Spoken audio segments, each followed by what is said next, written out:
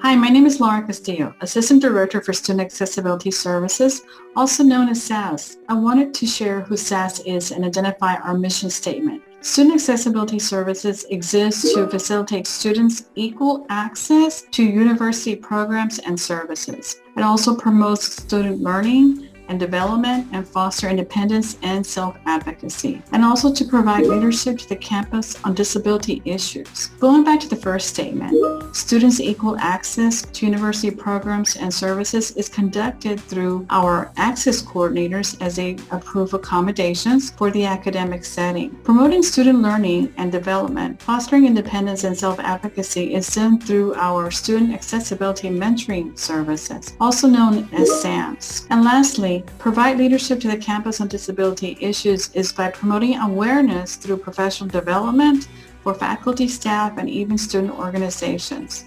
We have 3 SAS podcasts covering different discussions to include feedback on transitioning from high school to college, an introduction of SAS services through the perspective of student workers, and lastly, an overview of assistive technology. We hope these podcasts bring value in understanding SAS services. Thank you.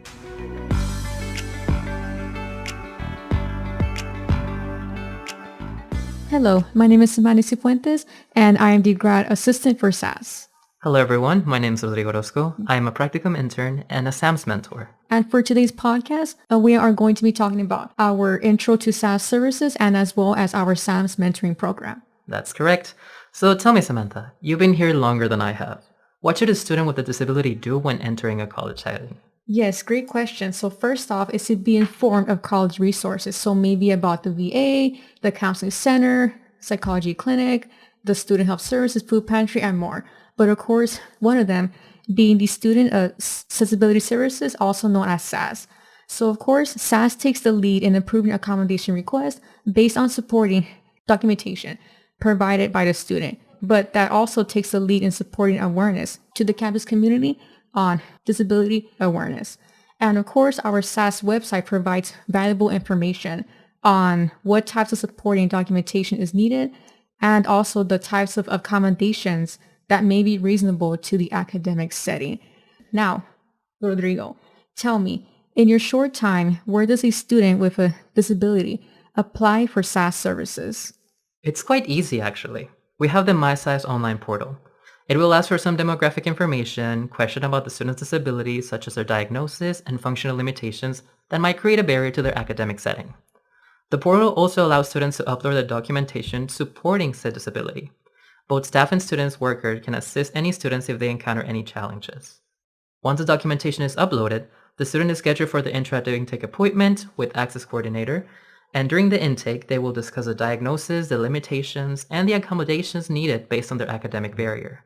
Also, Samantha, I saw you mention something about documentation. Could you elaborate on that?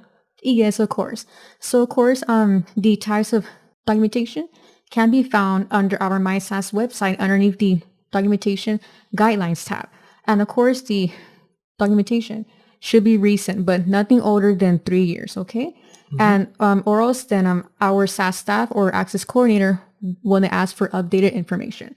So actually, the types of the documentation include medical records, psych evaluation, a full individual evaluation from high schools, VA records, and so much more. But of course, this all depends on what the barrier to the academic setting is right now. So I know sometimes our students will provide documentation that is not relevant to today. So of course, our SAS services does highly encourage all students to establish relationships with their medical providers. So when information is needed, our students can easily contact them for an update. So we do highly encourage students to pursue UTRGV clinics around the community or other local community clinics. So the point is to be connected.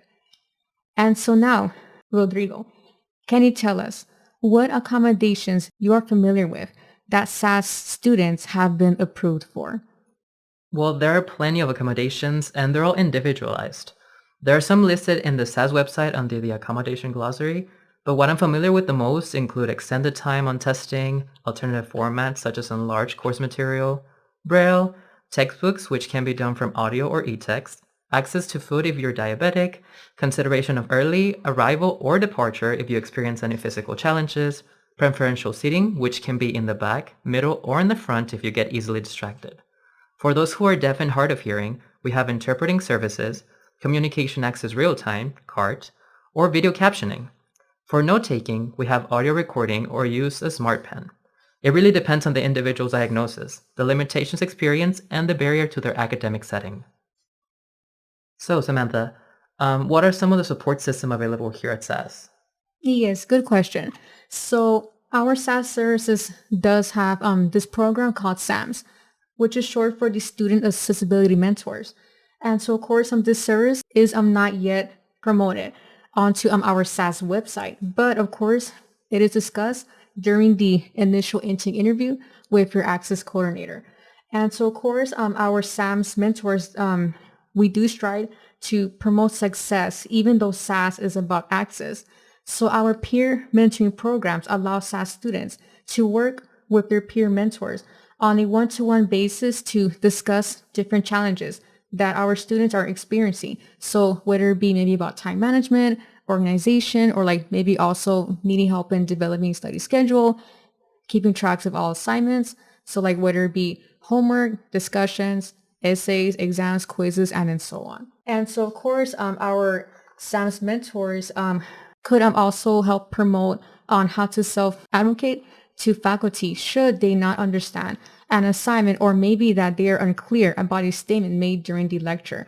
So of course, our SAMS mentors would advise our students on how to send an appropriate email that is professional and with meaning. We can also collaborate with the Career Center by referring our students over to the trainings. If our SAS student is maybe either junior or senior, but also our SAS mentors does want our students to be successful in the work setting. There's also the conversations on how to respond in a job interview. For example, Rodrigo, if I asked you to name 5 positive qualities about yourself, how would you describe yourself? Okay, well, if I were being interviewed right now, I would say that I am reliable, innovative, thoughtful, considerate, and well, most importantly, a leader. Now I can see why interacting and practicing these sort of questions can benefit all students. Rodrigo, so having been a mentor this term, how would you recommend students to consistently do? Well, we discussed many experiences. I would recommend to first look at the course requirements, which can be located in their syllabus, identify all the due dates as well as the exam dates early on. This way, they're able to plan ahead of time, especially if they have test requests to submit. I usually like to check their classification. If I notice the students are juniors or seniors, like you said, I will refer them to the Career Center. I talk to them about building up their resume and sharpening up their self-advocacy skills, especially since they will be joining the workforce soon. If they're a freshman or a sophomore, I focus more on the skills that will help them adjust to the independent college life. For an easier transition. Ultimately, it all depends on the student and what challenges they might encounter. That way, I adjust myself to them and their needs.